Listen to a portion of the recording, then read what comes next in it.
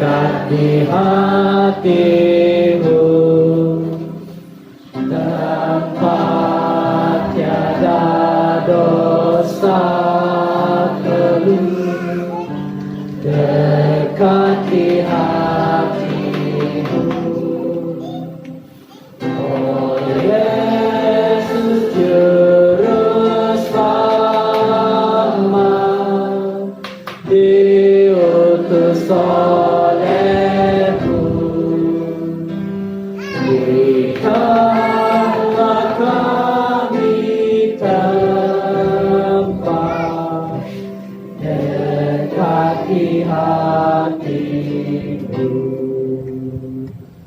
Tuhan Bapa kami yang bertata dalam kerajaan surga, terima kasih atas penyertaan Engkau terhadap kami.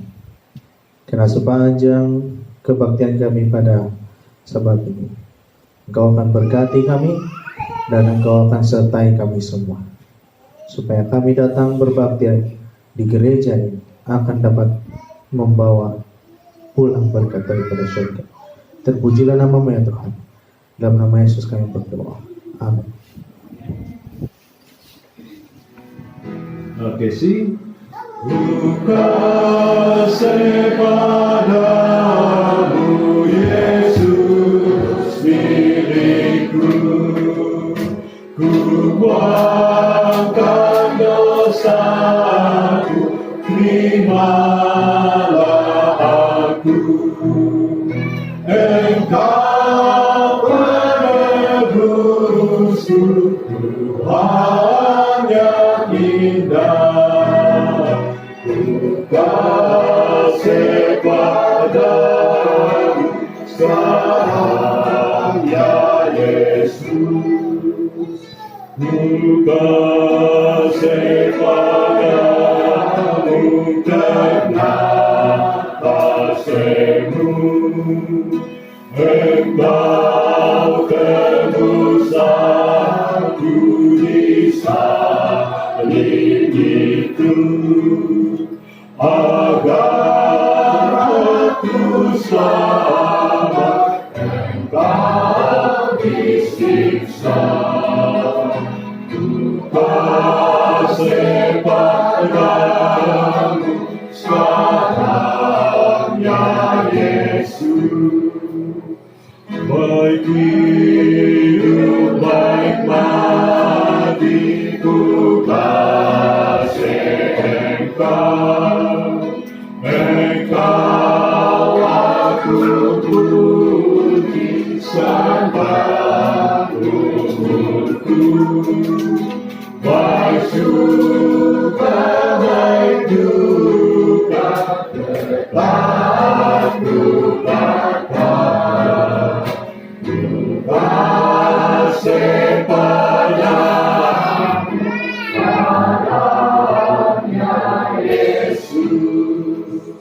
Di negeri yang mulia, yang selalu senang, Engkau aku sembah di sorga yang terang. Sana aku nyanyi dengan mahkota, ku kasih padamu sekarang ya Yesus.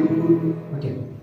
Kita sangat bersyukur ya, dalam perjalanan kami ke sini tadi cuaca sangat bagus, sangat bersahabat, sangat baik, tidak hujan. Kami yang nomor 1 sampai tidak tahulah nomor berapa sudah. Yang maksud saya yang kami dari Bayo-Bayo dan dari bus Tamparuli tadi kami jalan dan saya coba ingat balik di mana tuh simpang. Saya ingat saja yang mana tuh yang tempat kami kisar padi dulu. Di sini. Jadi saya ingat itu dia punya simpang Om. Sampai kami di sini. Nama penuh saya adalah RS Ben Brian Robin, berasal daripada Kudat, bergereja di dulunya bergereja di Parapat, dan sekarang melayani di daerah kependetaan Gaya Ratau, ya, daerah kependetaan Gaya Ratau. Nah, di daerah kependetaan Gaya Ratau ini dia ada 8 jemaat yang saya layani. Salah satunya adalah jemaat di gereja yang menjadi rombongan kami pada hari ini, yaitu Kibayo-bayo, bukan Kibayoyo, bukan bayo-bayo, Kibayo-bayo, Kibayo-bayo. Dia, saya pun kurang pasti nama ini asal usulnya. Nanti ada Elda yang akan jelaskan ya asal usul daripada nama ini. Tetapi itulah namanya. Jadi senang sekali dapat bertemu di sini, dan nanti sampaikan salam saya kepada Pastor Webes, ya, pastor di daerah Kayangan. Sudah berbahagia. Dulu daerah Tenggilan, ya kan? Ada 14 gereja atau 15 gereja, saya kurang pasti. Dan sedikit sharing, pada waktu saya selesai di Unai, dan saya menerima panggilan yang kamu akan diambil pada bulan 8, tetapi tergantung dia punya panggilan itu tidak tahu di mana.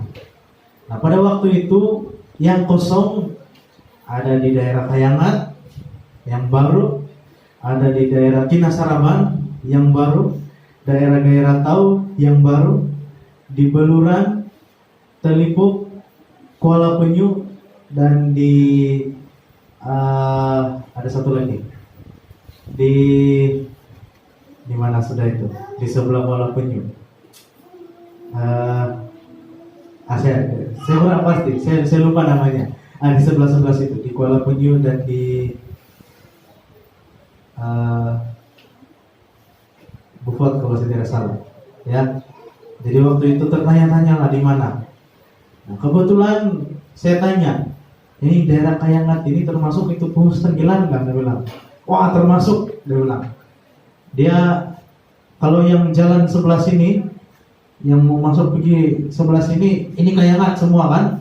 Yang sebelah sana itu adalah daerah apa itu? Tenggilan. Jadi, wah boleh juga ini kalau saya pulang kampung, saya bilang, ada sana Puhus Tenggilan. Bila keluar penempatan dapat di Gaya Ratau, dan tempatnya di Puhus Tamparli. Ya, Puhus juga nama lahan. Jadi sangat senang dapat bertemu kembali di sini. Kali terakhir saya pernah bekerja di sini pada tahun 2019. Pada waktu itu saya masih lagi pelajar, dan saya ambil kesempatan untuk berbakti di sini. Waktu itu saya cuti, jadi masih lagi belajar pada waktu itu. Dan saya habis pada tahun lalu 2022 bulan 6, dan saya langsung ditempatkan pada bulan 8. Umur masih muda, 23 tahun. Tahun ini pukul 11.50, dan saya tahu jam-jam begini sangat banyak ikan untuk dipancing. Begitu, ya kan? Kalau kamu mau tidur, tidur saja. Yang penting kamu dengar. Ya, jadi kalau tidur tidak boleh dengar, tahanlah. Ya, berdoa kepada Tuhan untuk tahan untuk 1 jam lagi, boleh? Sedikit yang cakap beliau. Ya, apapun kita begitu diberkati dengan lagu yang sudah disampaikan tadi, mengingatkan kita kepada zaman dulu-dulu, ya, mengenang kembali lagu yang legend-legend, sangat membuai-buai telinga kita sehingga kita betul-betul diberkati. Nah, tajuk pelajaran kita pada tengah hari, menjelang tengah hari ini adalah I love you ataupun saya sayang kamu. Ya, saya kurang pasti kalau yang sudah pangkat nenek dan datuk ada lagi kayak ini I love you ini ya. Ada nggak? Ada, ya kan? Tapi kalau anak muda bercerita tentang saya sayang kamu, I love you, paling suka ya. Kenapa manusia suka dengan perkataan I love you? Karena kita mau dikasihi. Apa arti maksud daripada sayang ini? Ya, kata sayang ini lebih mendekati kata kasih ataupun mengasihi. Jadi sayang itu adalah tulus, rela dan selalu melindungi.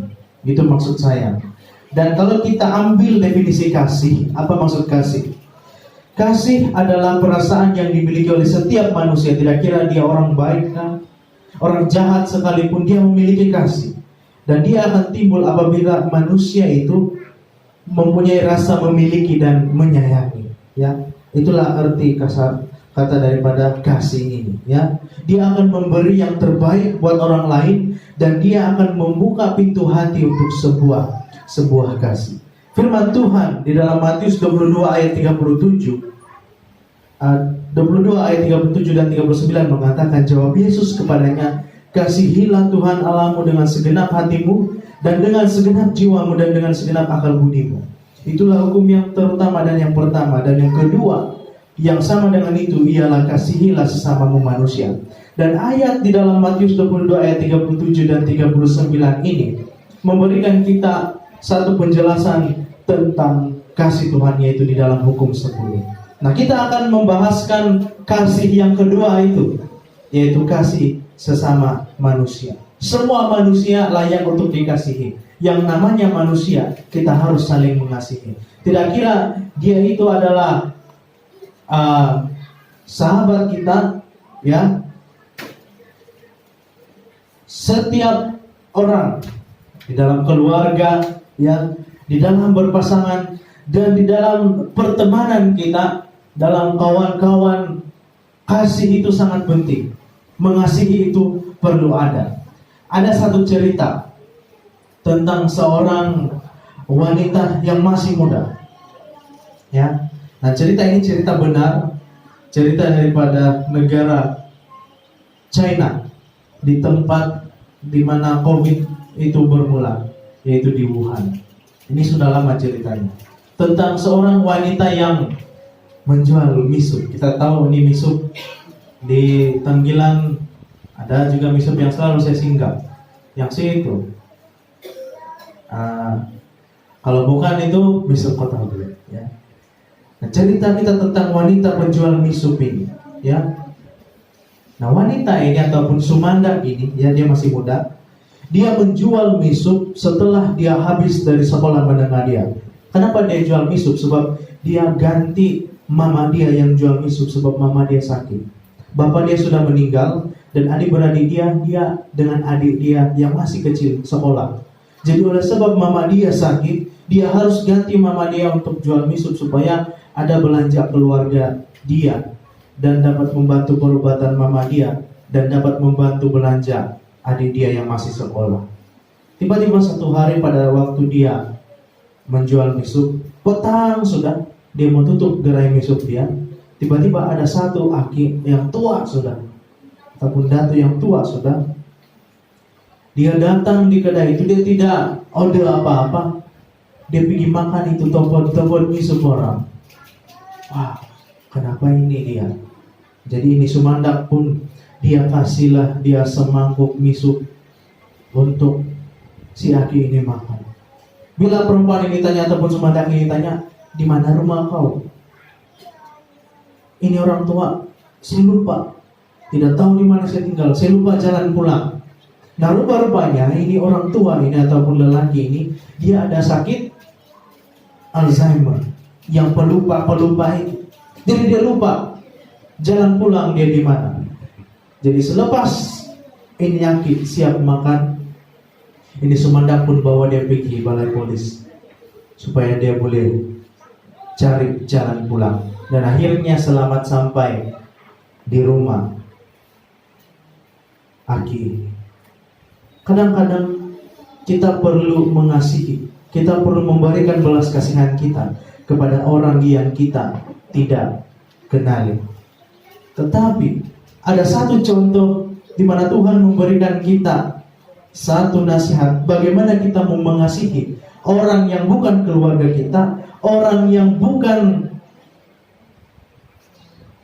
daripada kalangan sosial kita, bahkan orang yang membenci kita, kita harus kasihi.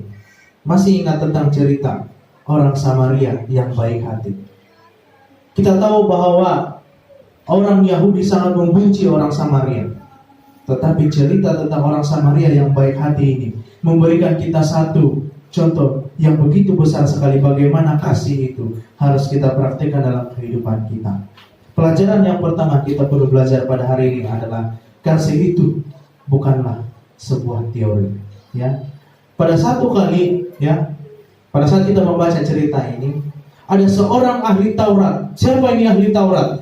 Ahli Taurat ini adalah orang-orang macam saya yang belajar tentang firman Tuhan, yang tahu akan hukum-hukum Musa, kira dia ini belajar teologi. Dan pada saat dia bertemu dengan Yesus, dia mau try pengetahuan Yesus. Lalu dia tanya kepada Yesus, apa yang saya perlu buat supaya saya memperoleh hidup yang kekal? Dia bilang. Tetapi apa yang Yesus jawab?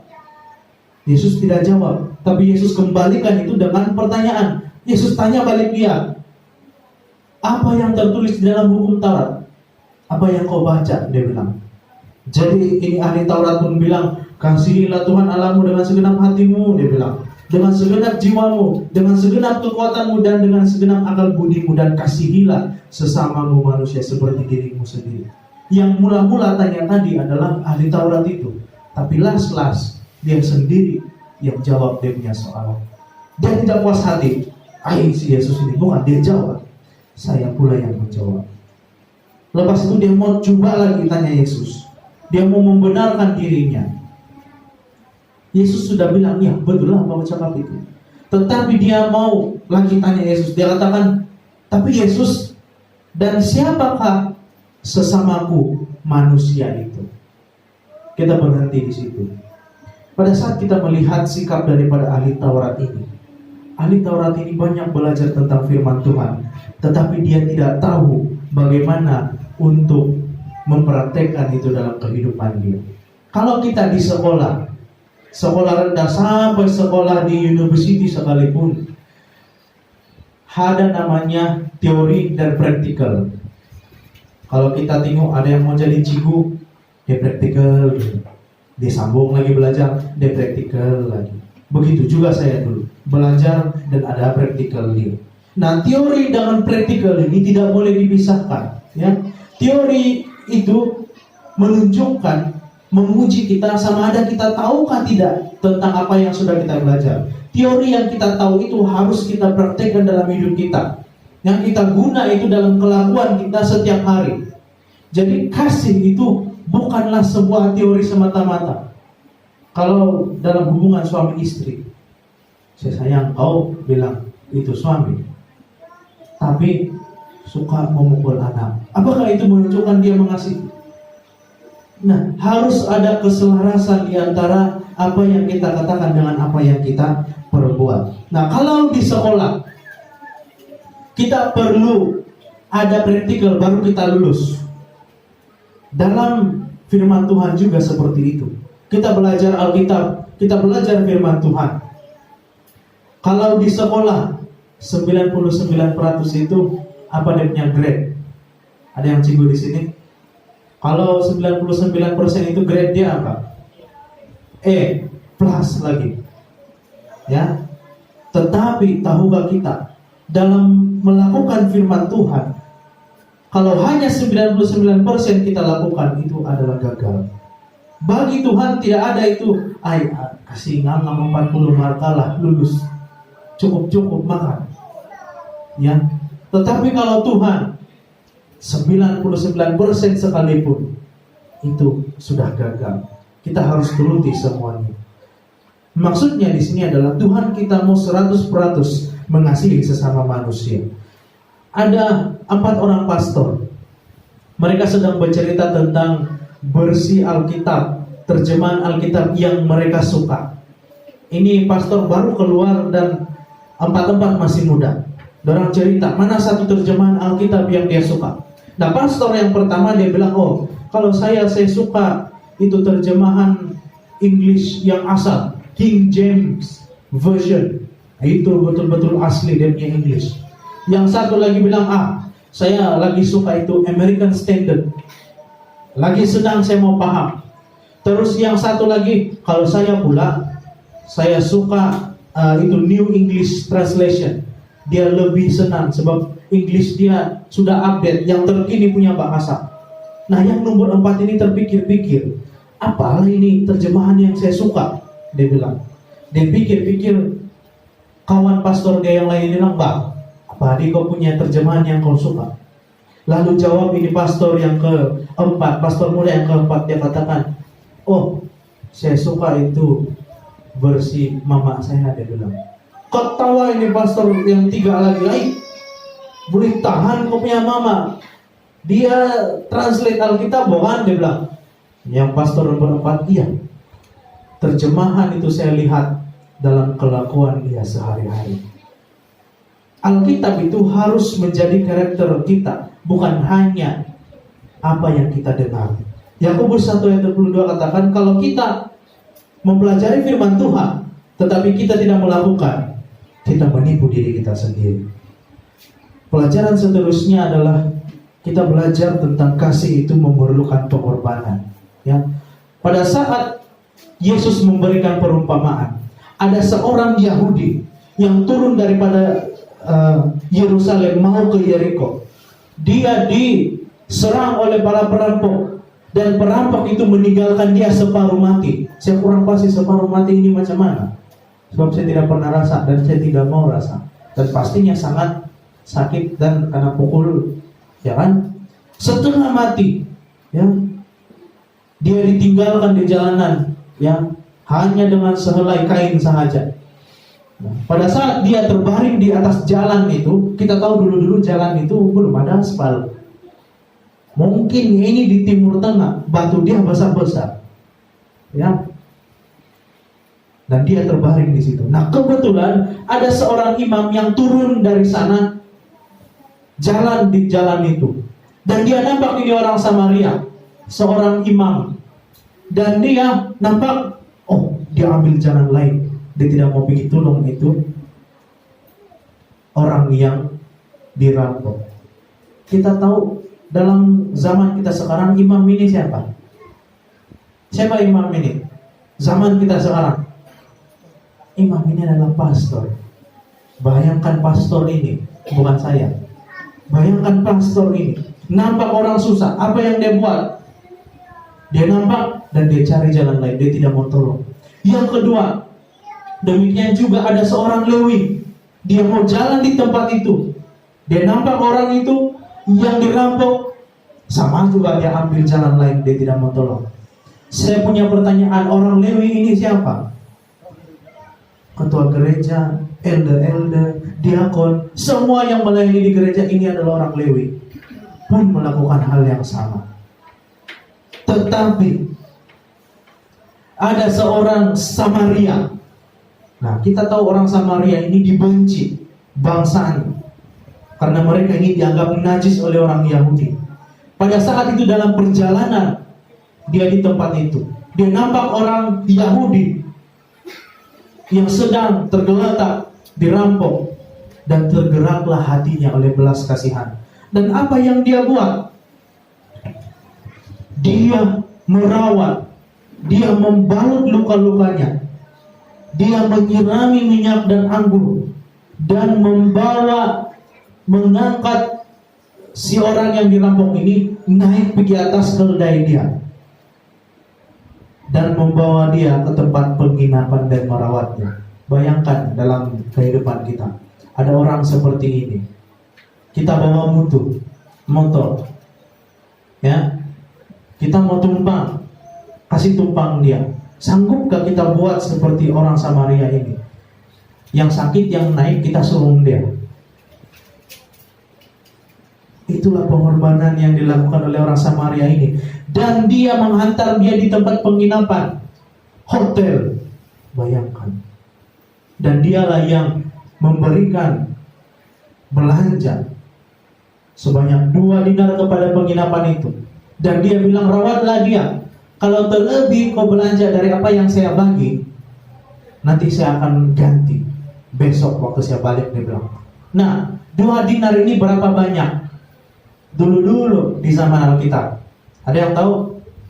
Nah, dulu gaji 1 hari adalah 1 dinar. Sekarang dia bagi 2 dinar, maksudnya gaji dia 2 hari dia bagi untuk merawat orang Yahudi ini. Bayangkan saudara-saudara, orang Samaria ini tahu yang dia ini dibenci oleh orang yang susah itu, tapi dia ketepikan tempat itu, kasih di dalam hatinya yang menjadi yang terutama. Dalam kehidupan kita, kita harus mengamalkan satu cara cinta segitiga. Cinta segitiga ini bahaya. Kalau kamu tengok yang di TV3, yang ini cinta segitiga ini adalah punca masalah di setiap drama yang kita nampak di TV3. Tapi tidak apa. Hari ini saya mau katakan, marilah kita bercinta segitiga. Siapa yang ada dalam segitiga itu adalah Tuhan, saya, dan orang yang kita sayangi. Pada saat kita mencintai Tuhan, ya, lebih dekat kita kepada Tuhan kita, maka kasih kita kepada orang yang kita sayangi akan menjadi lebih dekat. Ya, kita lanjutkan cerita tentang Sumandak yang menjual misuk tadi. Cerita dia tidak habis di situ. Nah, setelah dia menjual misuk ini, dia teruskan perniagaan dia setiap hari, laris. Hari-hari meja dia macam yang sana Kota Belut itu yang menunggu lagi orang siap makan, ya kan, mau booking dia punya meja. Begitulah laris dia punya misuk. Ya, kalau di Kota Belut saya tidak tahu gerai nomor berapa yang sedap. Nah, kalau di Tamparuli ada satu gerai yang sedap. Nomor berapa itu? Gerai nomor 8. 8 kan? Nomor 8. Nah, selalu saya makan di situ. Begitu. Laris punya misuk. Sampailah satu kali ada satu orang pendatang baru. Ya, mungkin dia ini seorang yang baru bekerja di pekan itu. Nah, dia ini adalah seorang tanak wagu. Ini tanak wagu ini sebelum dia pergi kerja, dia makan di gerai misuk ini Sumandak. Selepas dia habis kerja, sebelum pulang dia makan di gerai misuk ini Sumandak. Setiap hari itu saja berlaku. Regular customer. Sampailah satu kali pada waktu si Sumandak ini mau tutup, sudah dia punya gerai, tiba-tiba ini tanak wagu datang lambat. Ayah, saya mau order. Jadi ini Sumandak bilang, bolehlah. Sebab kau regular customer, saya kasih sedia kau misuk juga. Dan dialah pelanggan terakhir. Nah, pada waktu ini tanak wagu masih makan, ini Sumandak tunggu dia habis makan. Dalam hati dia, saya mau pulang, sudah apa ini lambat betul, dia mau pulang, dia bilang. Nah, sampailah ini tanak wagu habis makan. Terus itu tanak wagu pun panggil dia. Mandak kira, dia bilang. Nah, begitu kan kita, mandak kira, dia bilang. Pergilah itu kira. Bos, dia bilang. Bukan kau tahu sudahkah harga makanan di sini? Dia bilang. Iya, saya tahu, tapi sengaja saya mau panggil kau, dia bilang. Ada yang saya mau cakap sama kau, tapi indah apalah kau kasih kemas dulu kau punya gerai, kau kasih kemas dulu kau punya barang-barang cuci semua, kau tutup baru kita berceritalah. Saya pergi cuci dulu itu ranjang semua, dia bilang. Nanti kita bercerita. Sudah habis dia kasih bersih lap meja semua, tutup kedai. Di depan gerai kaki 5 dia itu, kaki 5 dorang bercerita. Ini lelaki bilang, sebenarnya kan mandak. Nah, ini anak-anak muda suka ini dengar yang begini. Sebenarnya kan mandak, dia bilang. Ini Mama sudah suka kau, dia bilang. Dia bilang. Laju, dia bilang ini Sumandak. Baru berapa bulan kau makan di kedai saya, sudah kau jatuh cinta. Iya, dia bilang ini. tanah keluarga. Terus ini tanah keluarga bilang, bolehkah besok cuti kan besok? Dia bilang, iya cuti besok. Dia bilang itu pada, saya mau bawa kau jalan-jalan baik, pergi makan. Dia bilang. Ini Sumandak pun berpikir, dalam hati ini Sumandak bilang, kalau saya bilang tidak, nanti dia pergi sonsok saya, dia mau pulang nanti. Dia bilang, nanti dia tidak mau pulang, dia paksa saya. Bagus ya, kasih iya saja. Dia bilang di Sumandak. Oke lah, boleh. Dia bilang ke Sumandak. Wah, cantik. Dia bilang tuh tanda kau. Oh, besok pagi kau tidak payah sedia apa-apa, kau pakai saja apa-apa baju yang kau ada. Saya tunggu kau di sini. Nanti saya ambil kau. Ya. Keesokan harinya ini Sumandak pun lagi sedia dan dia tunggu lah di depan gerai dia. Nah, tiba-tiba ada taksi. Taksi sampai di sana. Keluarlah kepala itu lelaki. Marilah masuk. Dia bilang, masuklah ini Sumandak. Nah, dalam perjalanan dia itu sangat jauh. Dalam hati ini Sumandak, di mana dia mau bawa saya ini? Jangan dia mau buat apa-apa yang tidak baik dengan saya. Tambah lagi, itu kereta masuk di satu tempat yang tiada rumah. Dia bilang, bagaimana lah ini kami? Mau gelap sudah. Bagaimana ini kami? Sampailah tiba di satu tempat, satu perumahan. Semua besar-besar rumah dia. Banglo, ada villa. Kamu tahu villa ini macam mana? Villa ini macam banglo, 2 kali banglo lah kan? Sangat besar. Besar nih rumah di sini nih, dia bilang. Nah, tiba-tiba ini taksi. Dia berhenti di satu rumah yang paling besar di sana, itu perumahan. Itu lelaki turun dan dia jemput tuh perempuan. Mari turun. Nina, saya punya rumah. Dia bilang. Dia bilang, kalau bawa tidak cakap, saya pakai biasa-biasa saja. Kau ini, dia bilang, saya tidak sedia. Dia bilang tuh Sumandak, itu tanah aku bilang, tidak apa-apa, masuk saja. Bila dia masuk, bosar itu pintu dia tolak. Dia masuk. Mari kita pergi dapur, kita makan. Apabila dia pergi dapur, di meja itu ada seorang yang sudah tua, lelaki yang dia kenal, duduk di atas meja itu. Dan rupa-rupanya lelaki yang tua itu adalah yang dia tolong dulu waktu dia lupa jalan mau pulang. Si angkol ini, dia bilang. Iya, dia bilang itu tanawanmu. Bapak saya itu dulu yang sesat. Bapak saya ini sakit. Dia ada Alzheimer. Dia sudah tua. Mama saya sudah meninggal. Saya anak tunggal, saya lah yang jaga dia. Pada waktu dia hilang dulu, saya sangat risau. Saya cari dia di mana-mana. Rupa-rupanya dia sudah ada di bandar yang lain, dia bilang. Dan mujur ada seorang yang sangat baik, Sumandak seperti kamu tolong dia. Dalam dorong makan berceritalah ini Aki yang tua sudah. Dia bilang, Mendak, dia bilang, terima kasih tolong saya dulu. Saya betul-betul tidak lupa kau punya kebaikan. Padahal saya ini ada sakit pelupa. Bila saya sampai di rumah, saya kasih tahu saya punya anak. Mau cari kau, saya mau balas kebaikan kau, dia bilang orang tua. Tapi saya lupa nama kedai kau, saya lupa di mana itu kedai kau terletak. Tapi ada satu saja yang saya paling ingat. Kamu rasa apa yang dia ingat? Rasa itu misup saya ingat, dia bilang. Bayangkan Mandak, dia bilang.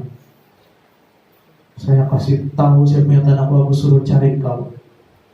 Hanya dengan saya kasih tahu macam mana rasa itu bisu. Saya punya anak ini.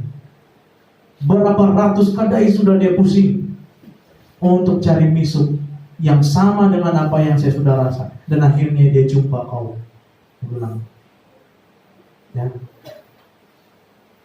Akhirnya cerita itu tidak berhenti di situ. Rupa-rupanya Tanah Wagu ini mengambil cuti selama 2 bulan untuk mencari Sumandak ini. Dan dia ini, Tanah Wagu ini adalah pemilik syarikat mie yang terbesar di Wuhan. Bayangkan, itu mie yang dia pakai untuk jual, itu mie Tanah Wagu dia. Dan jodoh tak kemana, dia bilang kan, akhirnya jadi juga dalam berkawin. Berkat daripada itu, mama dia Sumandak ini dapat dirawat kos perbuatannya, dan adik dia dapat terus belajar, dan dia sendiri dapat sambung belajar, dan dia bekerja bersama dengan suaminya itu. Nah, yang saya mau sampaikan pada pagi Sabat ini bukan pasal cinta-cinta, bukan pasal yang kita mau makan besok, tapi kadang-kadang kita lebih memikir kepada apa yang kita perlu berbanding untuk mengasihi orang lain. Saya dulu, Bang, baru orang lain. Kalau kita melihat cerita daripada wanita yang muda ini, dia tahu apa yang dia perlu buat, dan niat dia hanya perlu tolong. Tetapi dalam waktu dia menolong itu, mama dia sedang sakit, adik dia sedang memerlukan perbelanjaan untuk sekolah, tetapi niat dia mau tolong. Kalau dia pergi tolong, kasih masak dia 1 mangkok miso, kurang lebih dia rugi 7 ringgit atau 5 ringgit. Padahal dia pun perlu. Kita selalu begitu. Saya tiada pasangan, macam mana saya mau mengasihi? Kasihilah Tuhan dahulu, baru kita akan mendapatkan kasih yang sejati di dunia ini. Keluarga kita akan menjadi keluarga yang sangat diberkati kalau kita mengasihi antara satu dengan yang lain. Saudara-saudara yang dikasihi dalam Yesus Kristus, kasih Tuhan begitu besar sekali. Respon kita kepada Tuhan, kita juga harus mengasihi Tuhan kita. Bagaimana kita mau mengasihi Tuhan kita? Kita turutilah segala perintahnya. Karena dalam Yohanes 14 ayat 15 mengatakan, jika engkau mengasihi aku, engkau akan menuruti segala perintahku.